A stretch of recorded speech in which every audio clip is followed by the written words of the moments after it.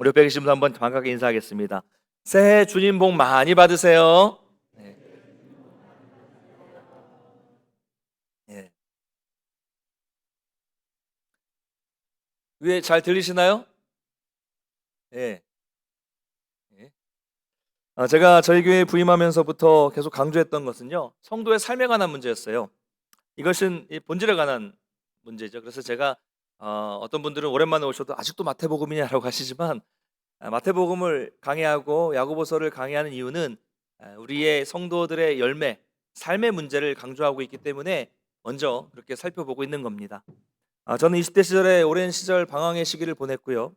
대학을 다닐 때도 많은 이 고민과 회의에 빠져 있었던 그런 상황이었어요.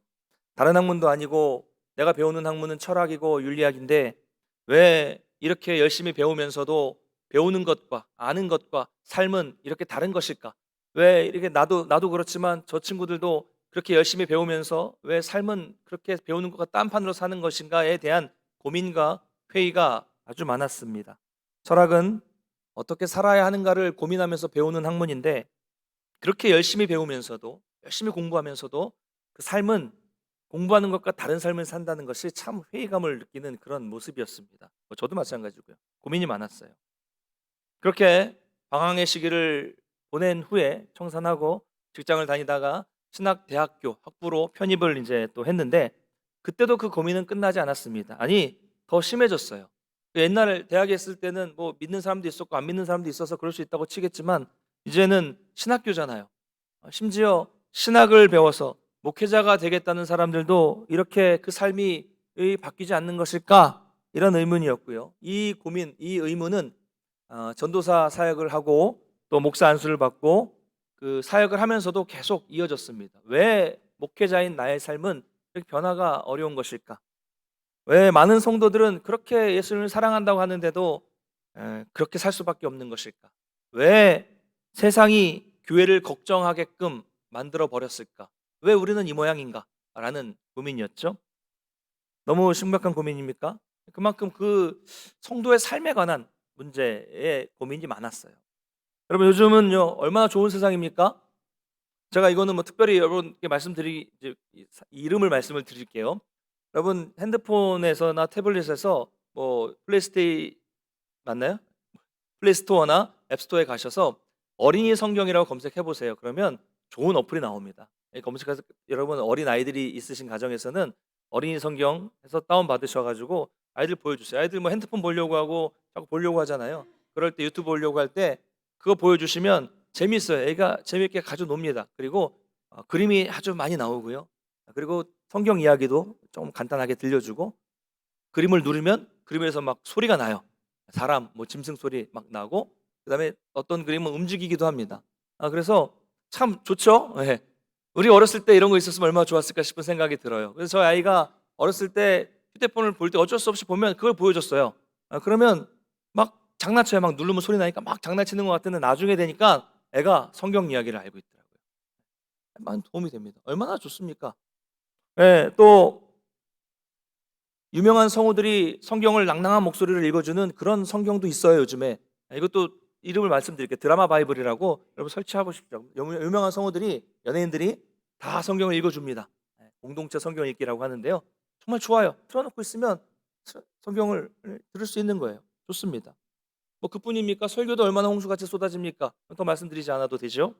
또 우리 신앙을 위한 양질의 서적들이 지금 도처에 있어요.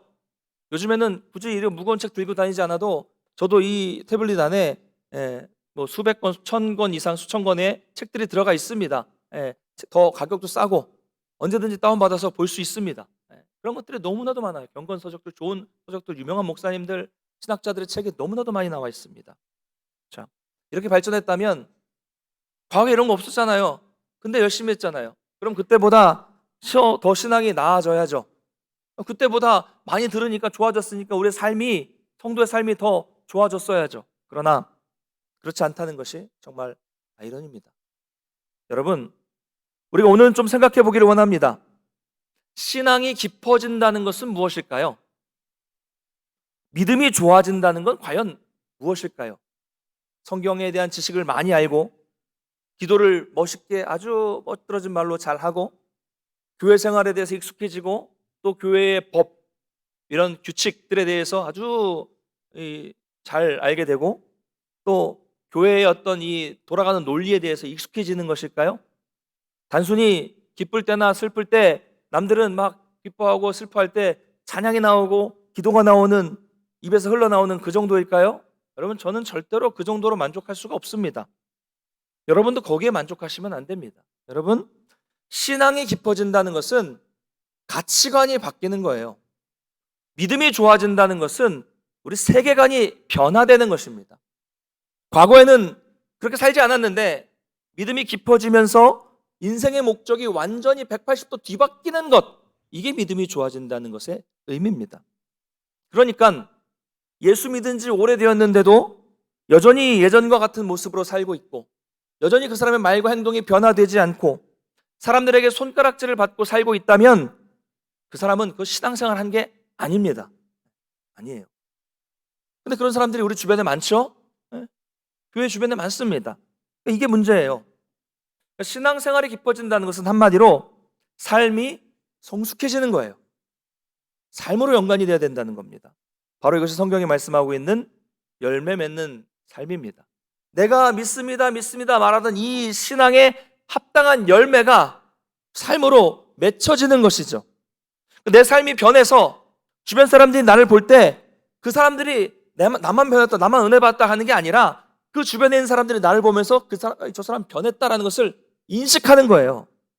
그래서 그 인식으로 인해서 나의 이 믿음이 변한 삶이 그들에게 영향력을 미칠 수 있는 것, 이게 바로 열매 맺는 삶입니다. 이것이 바로 우리가 이 신앙생활, 우리가 하고 있는 이 신앙생활의 목적입니다. 내가 변화되고 그들이 변화를 느끼고 이 변화된 영향력을 끼치는 것, 이게 돼야 돼요. 여러분, 성도의 삶은 힘든 겁니다. 쉽지 않아요. 왜요? 내가 잘해서 내가 열심히 공부하고 열심히 노력해서 나만 잘 먹고 잘 살면 되는 게 아니기 때문입니다. 세상은 그 정도만 해도 내가 열심히 돈 벌어서 큰 집 사고 큰 차 사고 뭐 잘 먹고 잘 살면 너 참 잘 살았다, 잘했다 칭찬해 줍니다. 그러나 우리는 그 정도로 만족해서는 안 됩니다. 나를 넘어서서 다른 사람, 내 주변에 있는 사람들에게까지도 내가 가진 것으로 영향력을 미칠 수 있는 사람이 돼야 돼요. 그럼 우리가 아이들한테 이렇게 말하죠. 공부 안 하면 뭐라고 말합니까? 공부해서 남 주냐? 라고 말하죠. 무슨 말입니까? 공부하면 이거 남 주는 거 아니라 다 너한테 이익이 되는 거야 라고 말하는 이런 의미가 가지고 있습니다. 여러분, 근데 이거는요 세상 논리예요. 우리는 좀 달라야 됩니다. 여기 계신 우리 학생들, 우리 청년들 잘 기억하십시오. 공부해서 남 주세요. 할렐루야. 남 주세요. 공부해서 나한테도 유익이 되지만 나는 더 넓은 이 시야를 가져야 돼요. 공부해서 남 줘야 됩니다. 우리 성도님들 돈 많이 버셔서 남 주세요. 별로 예. 무엇이든 잘해서 우리는 남에게 줄 수 있어야 돼요. 우리 교회 목회 철학이 뭐예요? 복된 만남 속에 행복이 넘쳐 흐르는 삶, 흐르는 교회. 내가 가진 복이 너무 많아서 이게 넘쳐요. 그래서 흘러서 다른 사람에게 가는 거, 남 주는 삶, 이게 중요합니다. 이것이 우리가 하나님이 우리를 만드시고 우리를 이 땅에 보내주신 하나님의 목적입니다. 이거 하라고 보내주신 거예요. 이 말씀을 기억하면서 오늘 본문을 좀 볼까요? 지난 시간에는 예수님께서 성전에 드디어 들어가셔서 성전을 청결하게 하신 사건을 살펴봤습니다. 성전에서 충격적인, 사람들 다 쫓아냈죠. 그 행동을 하신 다음 날 이른 아침에 예수님은 제자들과 함께 다시 예루살렘으로 들어가십니다. 너무 시장하셨어요. 시장하시던 차에 마침 지나가는 길가에 있는 무화과 나무를 보셨습니다. 그래서 거기에 뭔가 얻을까 해서 갔지만 거기에는 열매가 없었고 잎사귀만 무성했습니다. 그래서 예수님은 그 무화과 나무를 저주하셨고 그 저주를 받은 무화과 나무는 곧 말라 버렸습니다. 이게 오늘 본문의 짧은 이야기입니다. 내용도 간단해요. 쉽습니다. 자, 그렇다면 질문입니다. 왜 굳이 예수님은 그냥 나무가 열매가 없으면 없구나 그리고 가시면 될 텐데 왜 예수님은 그 무화과 나무를 저주까지 하셨을까요? 왜 저주하셨을까? 여러분, 요즘같이 몹시 추운 날 오늘은 영하 한 5도 된다, 6도 된다는 것 같은데 화요일 날은 영하 15도가 된다고 합니다. 춥죠? 요건 몹시 추운 날, 여러분이 외출하고 나가셨다가 집으로 이제 돌아가고 있는 길인데 너무 막 배가 고파요. 춥고 막 배고프고 떨려요. 배고프면 떨리잖아요. 그렇죠? 안 그러세요? 저는 배고프면 떨리고 막 신경질이 나는데 너무 춥고 막 배고파가지고 떨면서 집으로 돌아가는 길이었습니다. 근데 마침 생각이 난 거예요. 아, 집에 그게 있구나. 어제 막 잔뜩 막 들통으로 끓여놓은 팔팔 끓여놓은 이 꼬리곰탕이 생각이 났어요. 그래서 들어가면서 막 기대감에 부풀어서 들어갑니다. 야, 그래, 이제 들어가면 그 곰탕을 뜨끈뜨끈하게 데워서 파를 송송송송 썰어놓고 후추, 소금 넣어가지고 뜨거운 밥 말아가지고 아주 맛있게 호로록 먹어야겠다. 뭐 이런 이 기대감을 가지고 얼마나 이 기대감이 있고 설레고 기쁘겠습니까? 그 기대감을 가지고 집에 딱 들어갔습니다. 그런데 들어갔더니 글쎄 다른 식구들이 그 많던 국물을 다 먹고 집에는 푹 우려낸 뼈만 남아 있는 겁니다. 여러분 기분이 어떠시겠어요? 화나죠. 신경질 나고 짜증 납니다. 기대가 다 무너지는 거잖아요. 그래서 화가 나서 식구들에게 이렇게 분노합니다. 나 먹을 것을 남겨놓지 않은 자들이여 화 있을진저 앞으로 너희는 평생 곰탕 국물도 먹지 못하리라. 저주합니다. 어떻습니까? 예수님의 상황과 비슷하죠? 한 것 같죠? 여러분, 이게요, 우리가 우리의 기준으로 예수님을 생각하면 이렇게 오해하기가 정말 쉽습니다. 예수님이 우리처럼 시장하신데 열매를 얻지 못하니까 화가 나고 짜증이 나서 그 무화과나무를 저주하신 것이 아닙니다. 그러니까 예수님을 나처럼 그렇게 속 좁은 사람처럼 판단해버리면, 그렇게 이해하면 우리는 오해할 수밖에 없는 거예요. 우리가 그래서 이 내용을 잘 이해할 필요가 있습니다. 짧은 내용이지만, 여러분, 이스라엘에서는요, 무화과나무는 우리나라랑 좀 달라요. 3월 말이 되면 잎이 돋아납니다.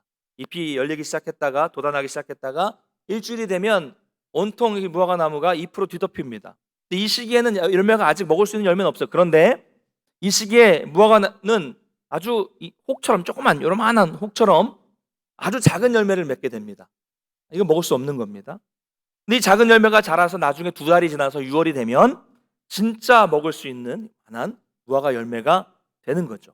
그러니까 예수님께서 이 무화과 나무로 가셨던 이때는 아직 그렇게 큰 무화과 열릴 때가 아니었습니다. 그래서 열매는 없었지만 그래도 잎사귀와 함께 요만한 작은 열매가 이미 거기에는 맺혀 있었어야 하는 거죠. 그래서 그 혹과 같은 작은 열매가 있으면 2달이 지나면 요거는 열매가 되겠구나. 그중에 안 되는 것도 있어요. 되는 겁니다. 그래서 이제 이 열매가 열리겠구나라는 것을 알 수 있게 해주는 것이 조그만 혹과 같은 작은 열매인 것입니다. 그러나 예수님이 가셨을 때 이 무화과는 이파리만 무성했고요, 그 작은 열매가 없었어요. 전혀 열매가 없었던 것입니다. 그래서 예수님은 이게 화가 나서 그러신 거 아니라 이 좋은 기회를 통해서, 이제 십자가에 달려 돌아가실 날이 얼마 남지 않았잖아요. 그래서 이 제자들에게 직접 보여주시면서 시청각 교육이죠. 교육하실 기회를 잡으셨기 때문에 이 무화과 나무를 저주하게 된 겁니다. 자, 그렇다면 우리가 여기서 한 가지 생각해 보기를 원합니다. 누군가가, 길가에 무화과 나무를 심었다는 건 누군가가 사람이 있다는 얘기 아닙니까? 누군가가 무화과 나무를 심었을 텐데요. 그러면 왜 무화과 나무를 거기에다가 심었을까요? 여러분, 당시는 오늘날처럼 먹을 양식이 많지 않았어요. 지금 우리 엄청나게 많은 음식을 양껏 먹고 있죠. 여러분, 어제 오늘 음식 많이 드시고 오셨죠? 저는 아직 고향을 안 가서 이제 예배 끝나고 이제 올라가야 될 텐데 아직은 그렇게 많이 먹진 않았습니다. 네, 여러분, 뭘 드세요? 밥만 드십니까? 밥 먹고 후식 드시죠? 안 드세요, 후식? 후식으로 분명히 안동식혜 뭐 이런 거 드셨을 겁니다. 식혜만 먹습니까? 과일도 먹어요. 안동에 얼마나 과일이 맛있는지 모르겠습니다. 저는 이렇게 대도시 살다가 안동에 오니까 사과, 딸기 이런 너무너무 싱싱하고 너무 좋은 거예요. 며칠 전에 딸기를 먹었는데 안동에 딸기가 또 유명하더라고요. 딸기를 먹었는데 딸기 하나가 요만해, 진짜. 2개 먹으면 배부릅니다. 2개씩이나 먹냐고 그랬지만 저는 한 3개까지 먹을 수 있습니다. 어쨌든 배불러요. 그러니까 밥 먹죠, 식혜 먹죠, 또 과일 먹습니다. 양껏 먹습니다. 과일만 먹었습니까? 또 뭐 먹어요? 떡도 먹고 또 교회에서 팔았던 강정도 먹고, 그렇죠? 육아도 먹고 한과도 먹고 막 그렇습니다. 그리고 또 뭐 견과류 이런 것도 먹고 또 뭐 드세요? 또 아이들이 있는 집에는 모든 것을 다 먹은 후에 아이스크림을 먹으면서 그 위 안에 있는 음식들이 사이사이에 사이사이 빈 곳을 아이스크림이 녹으면서 하나하나 또 위를 잘 채워줍니다. 그렇죠? 그러나서 뭐라고 말하면 먹습니까? 괜찮아, 아이스크림 배는 또 따로 있어. 이러면서 현대인들에겐 배가 참 많죠. 입에 저 배 다 있어요. 그렇게 먹고 배를 탁 두드리면서 야, 이제 더 이상은 못 먹겠다 이러면서 누워 있어요. 못 먹긴 뭘 먹어요. 그렇게 다 먹어놓고서. 그리고 끝입니까? 한 두세 시간 지나면 이제 저녁 먹어야지. 또 먹어요. 여러분, 절대 제 이야기는 아니고요. 근데 그만큼 음식이 많다는 얘기예요. 저희 아파트에도 가보면 조금 비우지 않으면요, 음식 쓰레기가 차고 넘쳐요. 그래서 요즘에 카드 대고 하잖아요. 근데 다 이 센서가 닿지 못할 정도로 막 이렇게 음식 쓰레기가 차고 넘칩니다. 요즘에 음식이 너무 많죠. 그러나 예전에는 그렇지 않았어요. 양식이 부족했습니다. 나무를 심는 것은 먹기 위해서 심는 거예요. 과실을 먹기 위해서 심는 겁니다. 열매를 통해서 먹을 양식을 얻기 위해서 그 나무를 심는 거죠. 길가에 심었다는 것은 양식이 부족했던 그 시대에 지나가는 사람, 너무 굶어서 먹을 게 없는 사람도 마음대로 열매를 먹으라고 무화과나무를 길가에다가 심어 놓은 겁니다. 자기만 먹으려면 자기 집에 심겠죠. 여러분, 열매를 기대하고 있는 거예요. 이처럼 하나님은 하나님의 자녀인 저와 여러분에게도 뭔가를 기대하시는 게 있다는 겁니다. 저와 여러분을 이 땅에 보내주신 거예요. 무화과나무가 열매를 얻기 위해서 심어진 것처럼, 사과나무가 사과 열매를 얻기 위해서 심어진 것처럼 우리를 보내주신 분의 목적이 있어요. 그게 뭘까요? 우리를 창조하시고 우리 이 땅에 보내주신 목적이 뭘까요? 예쁘게 화장하고 성형하고 해서 그 예쁜 얼굴 보시려고 만드셨습니까? 그렇다면 저처럼 안 예쁜 사람은 어떻게 합니까? 네. 고개를 끄덕이시면 안 됩니다. 제가 보니까 그럴 처지가 아니신 분들이 많이 계세요. 네? 전혀 그러시면 안 될 분들이 계십니다. 여러분, 왜 지금 수고하고 계십니까? 무엇을 위해서 이 고생을 하며 살아가고 있습니까? 대부분요, 내가 뭔가를 해서 꽃 피우고 내가 인정받고 내가 잘 되기 위해서 살아가는 거예요. 그렇잖아요.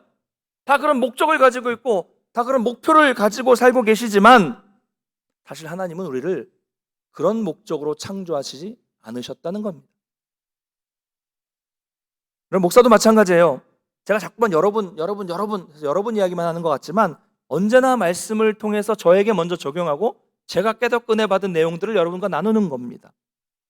저도요, 자꾸 이런 인간적인 욕심들, 잘 되고자 하는 욕심들이 자꾸 스물스물 올라올 때가 있어요. 다 버렸다고 생각하지만 다른 사람보다 설교 잘한다, 목회 잘하고 있다, 이런 소리를 막 듣고 싶어하는 마음이 간혹 생기면 저도 깜짝깜짝 놀랍니다. 내가 이렇게 바뀌고 있지? 내가 이런 욕심이 생기고 있지? 놀라요. 또 다른 목회 잘하시는 분의 소식을 들으면 참 좋으신 분이구나라고 칭찬해주면 좋은데 마음속으로 잘하면 얼마나 잘하겠어? 뭐 헤아려 새 것이 있겠어? 막 이런 좀 비방하는 근거 없는 시세 많은 마음이 생기면 그런 마음이 든 제 마음이 너무 짜증이 나고 막 화가 날 때가 있습니다. 내가 왜 이렇게 변하고 있나 싶은 생각이 드는 거예요. 여러분, 이런 게 자꾸 내가 뭔가 잘 되려 하는 것이 창조하시고 우리를 불러주신 목적이 아닌데 사람들은 자꾸 자기만을 위한 삶을 살려고 한다는 겁니다. 이게 문제죠. 그러므로 우리는 항상 조심해야 합니다. 우리를 보내신 목적이 뭔가를 늘 고민하고 늘 생각하며 살 필요가 있어요. 그럼 무화과나무를 심은 사람이 열매를 기대하고 있는 것처럼 우리를 창조하시고 우리를 불러주시고 보내주신 하나님도 우리가 열매 맺는 삶을 살기를 원하신다는 것을 여러분 믿으시기 바랍니다. 근데 그 열매가 뭐예요? 구체적으로 우리의 살아가는 삶을 통해서 하나님이 드러나게 하는 삶, 그리고 내가 하나님께 받은 은혜를 가지고 주변에 있는 사람들을, 이웃을 섬기는 삶을 사는 것, 바로 하나님은 이것을 원하신다는 것을 믿으시기를 바랍니다. 이게 창조의 목적, 창조의 질서에 맞게 사는 거예요. 하나님께 영광, 이웃을 사랑하는 것. 이렇게 우리가 창조의 질서에 맞는 삶을 살아갈 때 하나님은 우리를 보시면서 마치 세상을 창조하시고 보시기에 좋았더라라고 말씀하신 것처럼 우리가 이 창조의 목적에 따라 살 때 하나님 우리를 보시면서 야, 아름답다, 보기에 좋구나. 참 선하다. 얼굴이 아름답다고 아름다운 게 아니라 우리가 창조의 목적에 맞게 살아갈 때 하나님은 우리를 아름답다, 선하다라고 말씀하시는 겁니다. 그래서 우리가 이 모든 것들이 다 부합할 때, 창조의 목적에 맞는 삶을 살 때, 하나님이 참 보기 좋다라고 말씀하실 때, 그때야 우리는 하나님이 주시는 이 놀랍고 풍성한 복을 누리며 감격에 넘치는 삶을 살 수 있는 겁니다. 그럼 제가 얼마 전에 제 휴대폰에 맞는 급속 충전기를 하나, 급속 무선 충전기를 하나 샀어요. 그러니까 이 충전기는 무선 충전기인데 핸드폰을 딱 올려놓으면 자석으로 탁 붙여주면서 급속 충전이 되는 무선 충전기인데요. 제가 쓰는 기종은 그 브랜드를 말하기 좀 아이퍼 기종입니다. 전에는 이제 다른 회사의 제품을 썼는데, 그래서 충전기를 샀어요. 근데 이걸 사서 무선 충전기에 올려놔야 되니까 이걸 전원이 들어야 되잖아요. USB를 아무리 여기저기 꽂아도 안 되는 거예요. 충전이 안 돼요. 그래서 전에 쓰던 다른 기종의 그 충전기 어댑터가 있어서 거기에 꽂아가지고 했는데 핸드폰 올렸는데 충전이 안 되는 겁니다. 그래서 야, 이거 불량품인가 보다 해서 반품을 하려고 하다가 마지막으로 집에 있는 그 회사, 제가 가지고 있는 휴대폰과 같은 회사에서 나온, 휴대폰과 그 충전기 만든 회사와 같은 회사에서 나온 정품 충전기를 딱 연결을 했더니 뻥 하는 소리가 나더니 자석으로 핸드폰이 딱 붙어가지고 그전에 있었던 충전기와 경험할 수 없었던 엄청난 효과를 발휘하면서 시너지 효과가 벌어지면서 휴대폰이 급속으로 충전이 되더라고요. 여러분, 사람이 만든 물건도 그렇습니다. 그 만드는 사람의 이 목적, 창조의 질서대로 그 맞는 가장 적합한 것을 꽂았더니 그게 아주 적절하게 충전이 되더라는 거죠. 그러면 사람이 만든 것도 이런데 우리가 창조하신 분의 의도와 그분의 질서와 그분의 목적에 딱 맞는 삶에 살게 되면 거기에는 이전에 경험해 보지 못한 놀라운 평강과 기쁨이 넘치게 되어 있는 것입니다. 맞는 삶을 살아야 돼요. 할렐루야. 왜 삶이 주라고 왜 삶이 재미가 없을까요? 왜 세상에서 엄청난 일을 이루고 목적을 성취한 사람들도 나중에는 다 허무하다, 헛되다라고 말하는 것일까요? 왜 엄청난 돈을 벌고 펑펑 쓰던 사람들이 마지막에는 허무함을 이기지 못해서 자살하는 일이 벌어지는 것일까요? 뭔가가 그 사람들이 이 창조의 목적에서 어긋나 있기 때문에, 맞지 않기 때문에 그렇게 되는 겁니다. 허무함을 느끼는 겁니다. 하나님이 원하시는 삶과 이 아구가 이렇게 딱 맞아 들어가야 이게 복된 삶이 되고 은혜가 넘치는 삶이 되는데, 이게 맞지 않고 비틀어져 버리니까 헛된 삶이 되고 뭔가 어긋난 삶이 되고 뭔가를 이루어도 허전한 삶이 될 수밖에 없는 것이죠. 사랑하는 성도 여러분, 꼭 기억하시기 바랍니다. 우리는 내가 원하는 열매를 맺어서는 안 돼요. 하나님의 뜻이 아닙니다. 하나님이 원하시는 열매에, 불러주신 목적에 맞는 열매를 맺어야 됩니다. 그래야 거기에 기쁨이 있는 겁니다. 안 그러면 모든 것은 다 기쁨이 없어요. 허무합니다. 여러분, 그렇게 되면 어떻게 될까요? 하나님 안에 거하셔야 합니다. 하나님께 딱 붙어 있어야 돼요. 나뭇가지가 이 본체에 딱 붙어 있어야 뿌리로부터 오는 영양분을 공급받아서 영양을 공급받고 이 나뭇가지를 통해서 열매가 맺히는 거죠. 당연한 거죠. 본체를 떠나면, 가지가 잘리면 죽습니다. 열매는커녕 그냥 죽어요. 우리 요한복음 15장 4절과 5절을 한번 같이 읽어보겠습니다. 시작. 내 안에 거하라. 나도 너희 안에 거하리라. 가지가 포도나무에 붙어 있지 아니하면 스스로 열매를 맺을 수 없음 같이 너희도 내 안에 있지 아니하면 그러하리라. 나는 포도나무요 너희는 가지라. 그가 내 안에 내가 그 안에 거하면 사람이 열매를 많이 맺나니 나를 떠나서는 너희가 아무것도 할 수 없음이라. 아멘. 여러분, 이 말씀처럼 늘 주님 안에 거하시고 주님께 붙어 있으셔서 좋은 양분을, 이 은혜를 날마다 공급받아서 풍성한 열매를 맺으시기를 간절히 축원합니다. 자, 그런데 이 모습을 본 제자들이요 당황했어요. 예수님이 굳이 나무에 가셔서 막 나무에게 안 하셔도 되는데 나무에게 저주하시잖아요. 근데 이 나무가 말라 죽었어요. 왜 곧바로 나무가 말랐는지를 질문을 합니다. 그러니까 제자들은 전혀 예수님의 의도, 예수님 뭘 보여주신지 이해를 못하고 있었던 거죠. 여러분, 이 무화과나무를 저주하시고 이게 곧 말라 죽은 것은 어떤 교훈을 주는 것입니까? 두 가지만 말씀드리겠습니다. 첫 번째, 이 나무처럼 잎만 무성하고 열매를 맺지 못한다면 이 나무처럼 심판과 저주를 받는다라는 교훈을 말씀해 주시는 겁니다. 열매 없는 무화과나무, 바로 이 상태가 예수님 당시 현재 이스라엘 백성들의 현재의 상태를 보여주는 그런 것이었습니다. 열매 없는 무화과나무가 이스라엘 백성들의 참 안타까운 상태였어요. 그들은 곧 심판을 받게 될 것이다 라는 말씀이고, 그 말씀대로 실제로 예루살렘은 AD 70년에 멸망당하게 됩니다. 여러분, 이것을 역으로 말하면 우리가 그리스도인으로서 우리 삶에 열매가 나타나지 않는다면 우리도 심판과 저주를 받게 된다는 말씀이에요. 거꾸로 말하면 심판과 저주를 맞는 그런 열매 맺지 못하는 사람들이라면 한마디로 그 사람은 교회를 다녀도 그리스도인이 아니라는 말입니다. 참 무서운 말씀이에요. 그러니까 아무리 말로는 우리가 신앙적인 이야기를 많이 한다고 할지라도 그 삶에 열매가 나타나지 않으면 그 사람은 가짜라는 얘기죠. 가짜라는 얘기는 뭐예요? 심판을 받고 저주를 받는다는 거죠. 무서운 말씀입니다. 이와 관련한 이야기는 이미 앞에서 산상설교에서 예수님이 많이 하셨어요. 마태복음 7장에서 열매로 그 나무가 좋은 나무인지 나쁜 나무인지 안다. 열매를 맺지 않으면 찍어 던져버린다 라고 말씀하셨습니다. 그런데 우리가 오해하지 말아야 될 것은요, 이 말씀은 행위를 통한 구원을 말씀하는 것이 아니라는 점이죠. 여러분, 열매는 뭐예요? 열매는 우리가 구원받기 위한 조건이 아니라 그 사람의 믿음이 이 사람이 진실한 믿음인가를 보여주는 거죠. 그렇죠? 성령 없는 목회, 기도가 없는 사역, 예수님 없는 봉사, 기쁨이 없는 섬김, 이 모든 것이 그 진실함이 없는 섬김입니다. 진실하지 않은 믿음이라는 거예요. 우리가 그래서 스스로를 좀 돌아봤으면 좋겠습니다. 저 역시 마찬가지입니다. 늘 매주 설교를 하다 보면 정말 그냥 익숙해져서 성령 없는 설교, 성령 없는 목회를 하고 있지 않은지 늘 저는 저를 돌아보고 점검해 봐야 돼요. 왜요? 누가 잡아주는 사람이 없어요. 저 스스로 해야 돼요.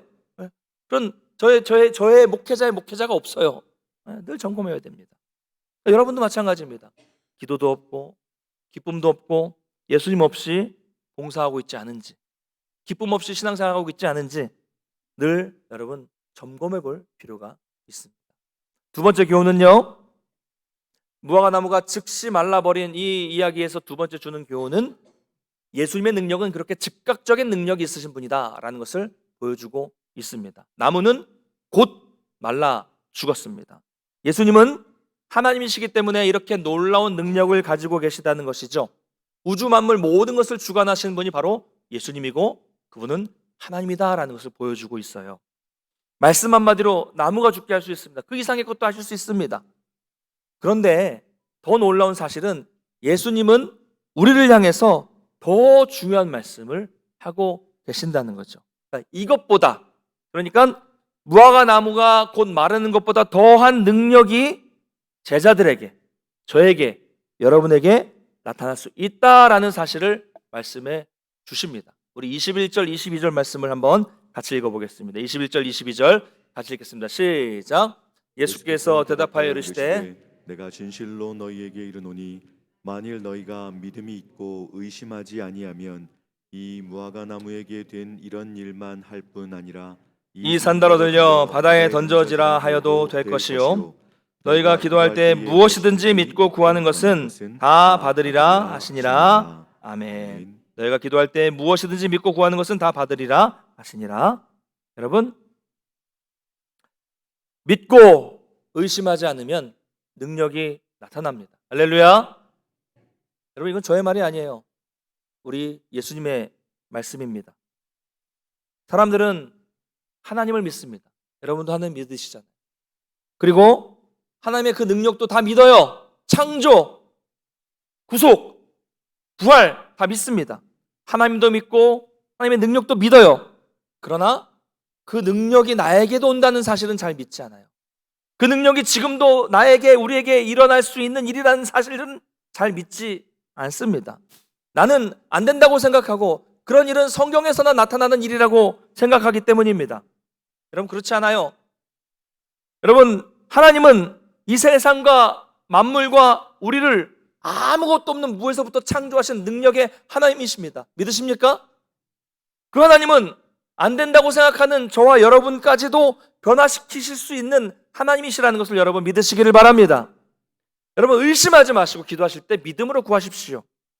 기도를 통해서 그 열매가 충분히 나타날 수 있습니다. 여러분 우리 믿음은요, 우리의 상상을 넘어서는, 이 여러분의 상상을 넘어서는 데까지 가야 됩니다. 믿음의 세계는 넓어요. 그러니까 우리가 이 믿음의 세계를 좀 이 좁은 곳에서부터 좀 더 확장시켜야 됩니다. 그러니까 상식을 넘어서야 돼요. 경험을 넘어서야 됩니다. 그러니까 믿음인 거예요. 상식을 넘어서고 경험을 넘어서니까 믿음이죠. 상식을 넘어서지 않으면 그건 그냥 상식입니다. 경험을 넘어서지 않으면 그건 믿음이 아니라 그냥 경험이에요. 근데 우리는 대부분 상식과 내 경험 속에만 갇혀 있는 경우가 많죠. 여러분 상식 얼마나 많이 하십니까? 모르는 상식 더 많습니다. 세계가 얼마나 넓은데요? 우주가 얼마나 넓은데요? 경험 어디까지 경험해 보셨습니까? 여러분이 경험 안 하신 게 훨씬 더 많습니다. 성경은 늘 그렇게 말씀하고 있어요. 믿음의 세계는 우리의 상식을 넘어서고 경험을 넘어선다는 거죠. 여러분 이스라엘 백성들이 출애굽을 했어요. 가다가 홍해 앞에 딱 맞닥뜨렸습니다. 뒤에는 애국 군대가 쫓아오고 있어요. 상식은 뭐예요? 꼼짝없이 죽었구나. 경험은 뭐예요? 우리는 바다에 빠지거나 애국 군대에 죽겠구나. 이겁니다. 여긴 믿음의 세계가 아니에요. 이건 인간의 세계예요.